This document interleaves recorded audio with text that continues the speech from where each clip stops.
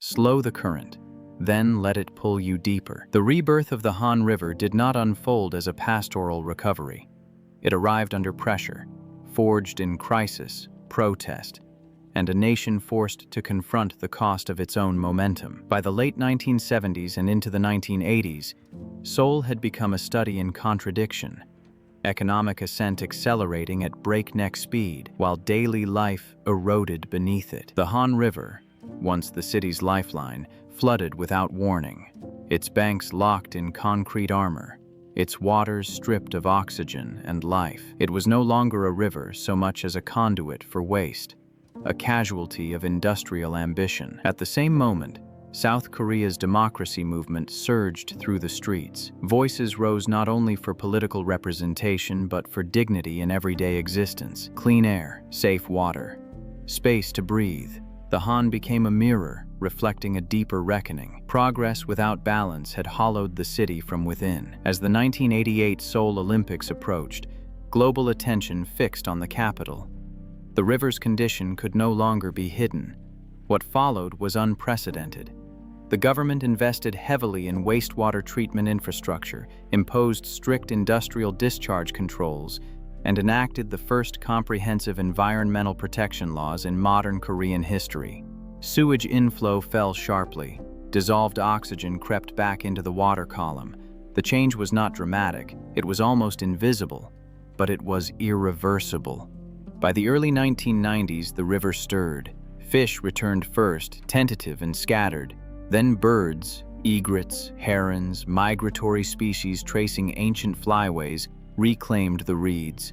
The Han ceased to be only a symbol of sacrifice. It became a proving ground, testing whether relentless growth could coexist with ecological repair. And then the city stepped back in. Urban planners began to see the river not as infrastructure to be controlled, but as a common to be shared. Elevated expressways were dismantled or redirected. Rigid embankments gave way to softer edges. Along both shores, Hangang parks unfurled, 12 major parks stretching more than 40 kilometers, stitching green space into the metropolitan core. Lawns replaced slag. Bicycle paths traced former service roads. What had once been restricted, even dangerous, became communal ground. At dusk, the transformation is unmistakable. Joggers move where smokestacks once loomed. Families spread picnic blankets on reclaimed soil. Cyclists glide beneath bridges that once cast only shadow. Street musicians tune their instruments to the rhythm of the current. Artists arrive with sketchbooks and cameras, drawn by a river that has learned to hold contradictions. Painter Kim Sun-woo calls the Han a living scar, beautiful because it healed. His canvases capture dawn fog lifting around steel bridges, the river veiled like memory itself. Photographer Lee Ji-yeon turns her lens to night, where LED-lit towers dissolve into trembling reflections, collapsing Seoul's past and future into a single, fluid image. Yet beneath this modern choreography, older currents persist. Elders still speak of Yongwang, the dragon king said to dwell beneath the river's depths, the keeper of floods and fortune. During the Joseon dynasty, rituals were performed along these banks to appease him before the monsoon rains. Even now, fishermen murmur quiet greetings before casting their lines. No signage marks these beliefs. No policy protects them. And yet, they endure, flowing quietly beneath the surface. The Han River today is not merely restored, it is layered. Industrial ruin, civic triumph, ecological experiment, and mythic presence braided into a single channel.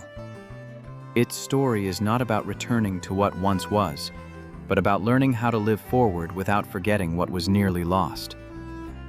The Han is also a river of division. Upstream, beyond the glow of Seoul's bridges, the water flows from a land still fractured. Near the demilitarized zone, the Han gathers its first currents in a landscape shaped by armistice rather than peace. The border itself is invisible from the river's surface, but its presence is felt. After heavy rains, debris drifts downstream, weathered wood, fragments of daily life. quiet reminders that this river crosses not only terrain, but unresolved history. Few rivers in the world carry such a burden: nourishment and memory, continuity and separation, moving side by side. And yet, each night, the Han insists on hope. As darkness settles over Seoul, the river becomes a stage. At Banpo Bridge, water rises into the air in precise, luminous arcs, the moonlight rainbow fountain unfolding in synchronized waves. Thousands of LED lights ignite the spray, shifting color with the music that ripples across the banks. During festivals like the Hangang Summer Festival, fireworks erupt overhead, their reflections doubling. One burst in the sky, another trembling on the river's surface. Crowds gather shoulder to shoulder. Laughter carries on the breeze. Food stalls glow with steam and neon. The river that was once shunned, polluted, and feared is now a place of arrival. This is not amnesia. It is not the erasure of what came before. It is transformation through remembrance. The Han River holds contradictions without apology: war and recovery, industry and illness, protest and renewal, myth and modernity flowing in the same channel. It reminds the city and the nation that revival is not a return to innocence, but a deliberate choice to move forward differently. As the current slips westward toward the Yellow Sea, carrying reflections of towers, bicycles, lanterns, and stars, one truth remains unmistakable: a river can be wounded, a city can overreach, a nation can falter, but with restraint, resolve, and collective care, even a river once declared dead can breathe again. This is the rebirth of South Korea's Han River, not merely the restoration of water, but the restoration of identity. The river flows on, and so do we. The river listens, and it remembers, because renewal is never only concrete and policy. It is memory, reclaimed and retold. As the Han slowly cleared, culture returned to its banks like a tide long delayed, carrying voices, rituals, and rhythms that had waited patiently for space to breathe again. By the late 2000s, the river was no longer merely a channel of infrastructure or flood control. It became a stage, alive, receptive, human. On summer evenings, the grass fills with families spreading picnic mats, the scent of fried chicken mingling with river air. Couples rent bicycles and follow the Han's long curve beneath bridges lit like constellations. Street musicians tune violins and guitars as the sun bleeds orange into the current, its reflection stretching and breaking with each ripple. The river exhales. The city responds. Artists were among the first to truly listen. Poet Ko Un once called the Han a sentence that never ends. And a new generation took that idea seriously. Muralists transformed flood walls into living scrolls, cranes lifting from reeds, fishermen frozen mid-cast, dragons coiling through painted currents. Performance artists staged riverbank rituals where dancers emerged from fog at dawn, bodies moving like spirits recalled from sleep. Filmmakers, too, found meaning here. In The Host, the Han becomes both setting and warning. A polluted river giving birth to a monster, a modern parable of neglect and consequence that etched itself into the national imagination. Yet the river is never romanticized without restraint. Scientists watch it constantly. Climate change tightens its grip. Monsoons grow heavier, droughts longer. Dams like Paldang strain under competing demands of flood control and water supply. Microplastics drift invisibly below the surface. Algal blooms still flare during heat waves, reminders that recovery is fragile. Renewal, it turns out, is not a finish line. It is vigilance, maintenance, choice, repeated. That understanding survives most clearly in the stories elders tell. As night settles, Elder Kim lowers his voice. "The Mulguishan don't disappear," he says. "They wait." In Korean folklore, water ghosts are born when humility is forgotten, when greed, despair, or carelessness overwhelms respect. Parents still warn children not to swim too far at dusk, not from superstition alone, but from memory passed hand to hand. The river gives life. It also demands care. And then there are the bridges. 31 of them cross the Han within Seoul, each a timeline in steel and stone.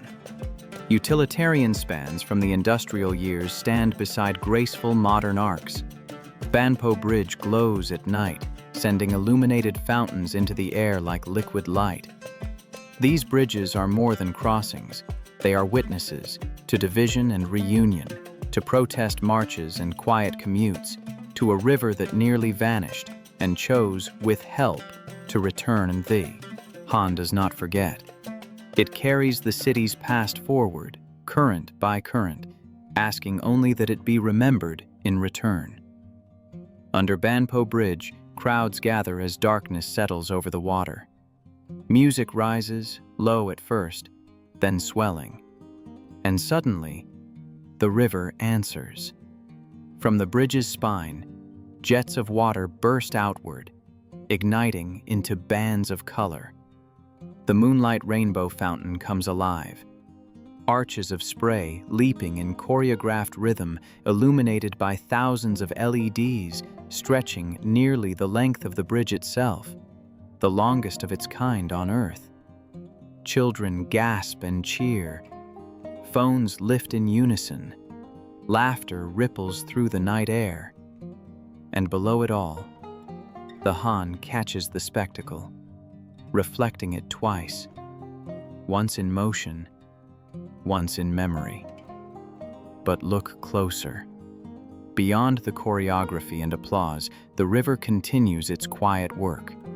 It flows with steady resolve, unchanged in purpose, yet utterly transformed in fate. Upstream, wetlands now breathe where concrete once suffocated. Reeds filtering pollutants, mudflats restoring balance grain by grain. Migratory birds settle on newly formed islands, their arrival a biological verdict on decades of recovery. Volunteers step carefully into the shallows, boots sinking into silt as hands plant grasses one shoot at a time. This is restoration not as spectacle, but as patience. Urban planners speak now of river rights, a philosophy once unthinkable, seeking equilibrium between human celebration and ecological necessity. What was once sacrificed for speed and expansion is now guarded for survival. The Han is no longer treated as an obstacle to build over, but a system to live beside. This is the deeper rebirth, not perfection, but balance. The Han River no longer hides beneath highways or gasps beneath unchecked growth.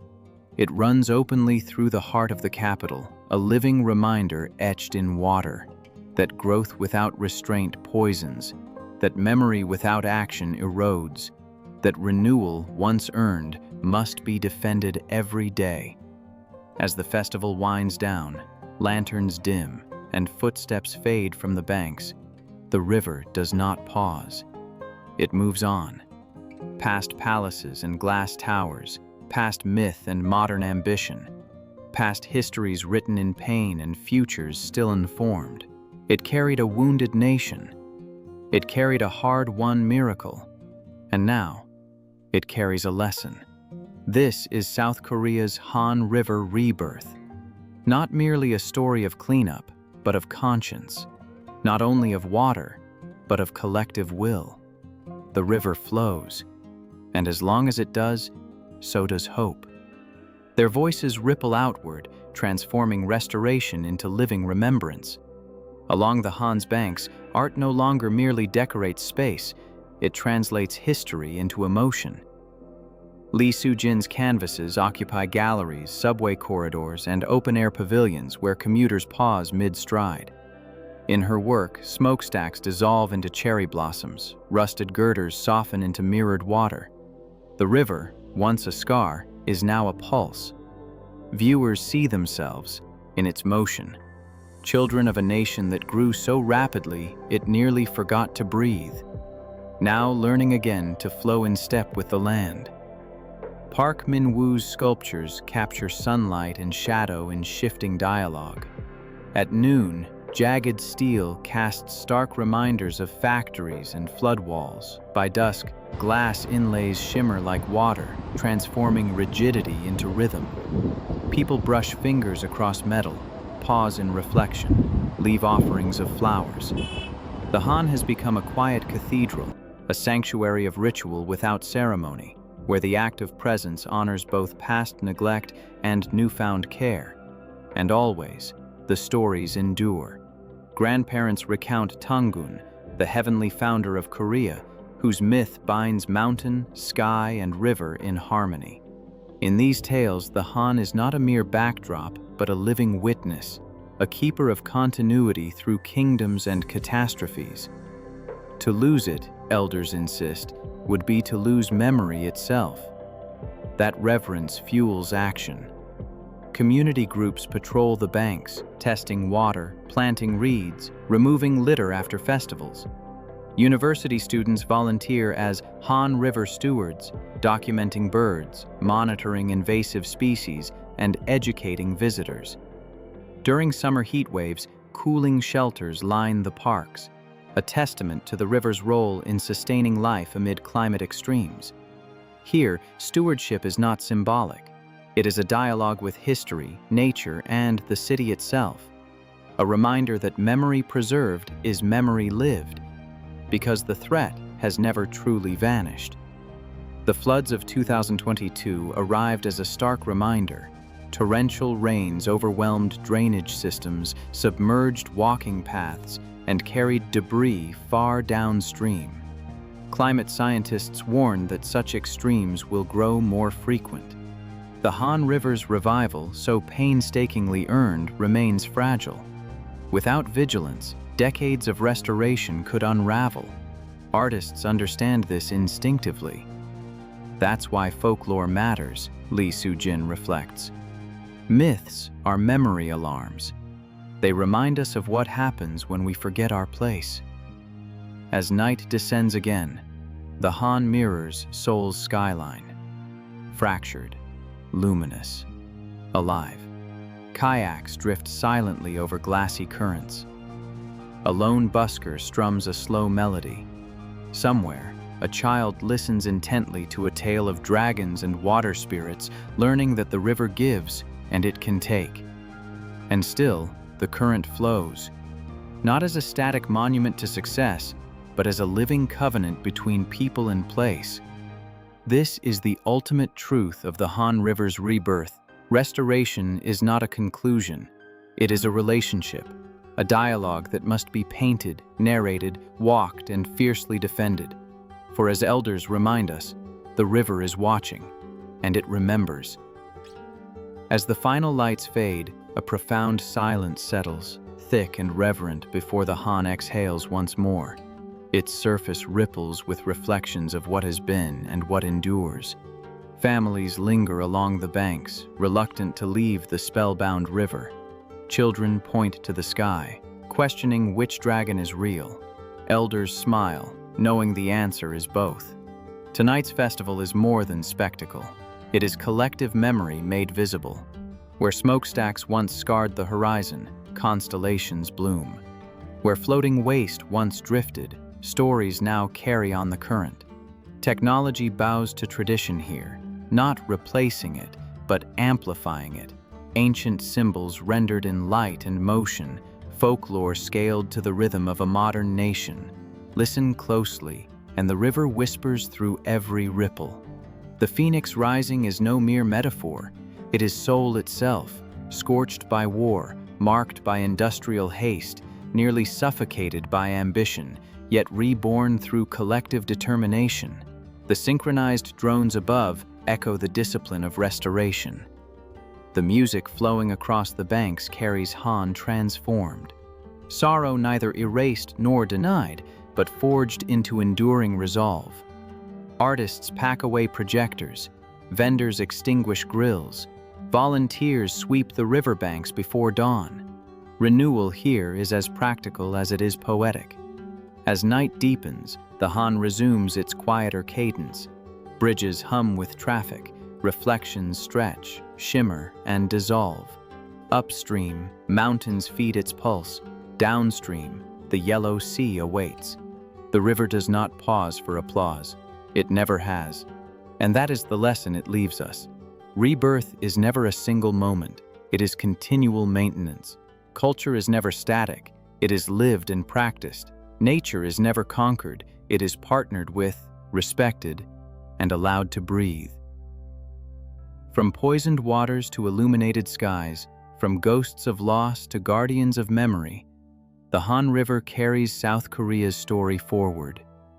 Patient, watchful, alive. Follow its current, and you follow a nation still becoming. Thank you for walking these banks with us. For more journeys through places that remember, subscribe. Until next time, let the river keep you. As the final echoes dissolve into night, linger a moment longer with the feeling. The Han River does not shout its triumph. It flows. Once a scar of sacrifice, it is now a mirror of renewal, proof that even a wounded landscape can breathe again when memory, restraint, and collective will converge. Beneath its surface, ghosts of folklore and loss linger, not as curses but as sentinels. They remind the living that resilience is not forgetting, it is remembering and choosing differently. Artists paint what words cannot. Elders guard stories older than stone. Communities return, season after season, to walk, to gather, to celebrate. This river carries Han, sorrow transformed into strength. It carries a nation's resolve to rise without erasing its past. It carries the quiet truth that rebirth is never finished. Stand on its banks. Listen to the water sliding beneath the bridges. Feel the city breathe in rhythm with the current. Come for the festivals of light and sound. Stay for the whispers. Leave changed. Because the Han teaches us, above all else, what is broken can be restored. What is remembered can endure. What flows together can survive. Thank you for sharing this Riverside revival. If stories of transformation matter to you, carry them forward. Subscribe for more journeys shaped by history, resilience, and place. Until the next crossing, let the current carry you.